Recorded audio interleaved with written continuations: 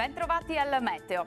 Inizio di agosto con l'alta pressione delle Azzorre che favorirà un tempo stabile e temperature nella norma sul nostro territorio. Vediamo il dettaglio di giovedì. Sul Veneto ampio soleggiamento e cielo al massimo poco nuvoloso. Attenzione solamente a qualche occasionale temporale sui settori alpini, specie durante il pomeriggio e localmente fin verso le pianure veronesi. Temperature stazionarie e in linea con la media del periodo, minime tra 18 e 24 gradi, massime comprese invece tra 28 e 31 gradi.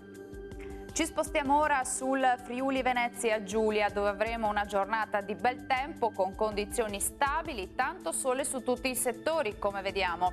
Non sono previste piogge particolarmente degne di nota. Temperature invariate, minime tra 21 e 25 gradi, massime tra 29 e 30 gradi. Uno sguardo infine al Trentino Alto Adige, dove avremo un tempo asciutto al mattino, poi qualche temporale a carattere sparso, possibile un po' su tutta la nostra regione.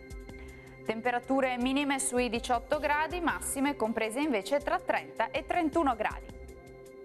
Bene, dal meteo di Antenna 3 per ora è tutto. Arrivederci.